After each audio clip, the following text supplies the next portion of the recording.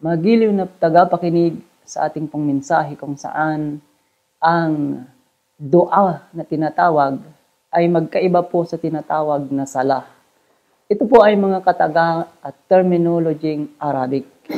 Bagamat ang sala ay sinalin po nila itong pagdarasal, at ang dua naman ay sinalin din itong pagdarasal. Pero ito po ang pagkaiba mga kapatid, kasi nagagamit po natin ito sa pakikipag-usap sa ating mga kababayan na hindi pa Muslim, sa pag-akala nila na kung sinabi mong panalangin o dua, akala nila ay pari-parehas lang lahat. Pero ang ating punto mga kapatid, itong dua na ating topic ngayon ay tinatawag na sunnah. Bagamat ito ay tinatawag na pagsamba kasi sinabi ng Propeta Muhammad, peace be upon him, sa isang hadith, ad-dua huwal ibadah. O kama qala sallallahu alaihi wasallam.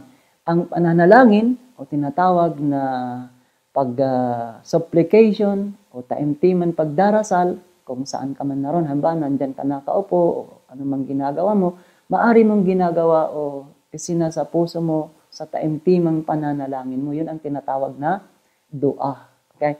At ayon sa mga pantas mga kapatid, i-express mo ang iyong sarili sa pamamagitan ng dua mo, supplication mo, panalangin mo sa lingwahe na iyong naiintindihan.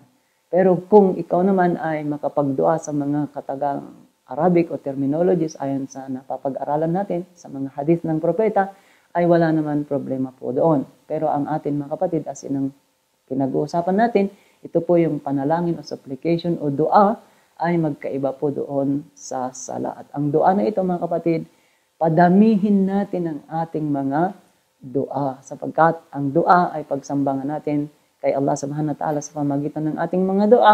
Inshallah ay tutugunin niya ang ating mga kahilingan sa Kanya. At ang dua na ito mga kapatid, inshallah ay sa pamamagitan ng mga lingwahe na iyong na-express ang iyong sarili, nang sa ganon ay kahit nasabi ng mga pantas, hindi mo man makuha yung eksaktong kataga, pero batid ni Allah subhanahu wa ta'ala kung ano nilalaman ng puso mo sa pamagitan ng iyong mga dua.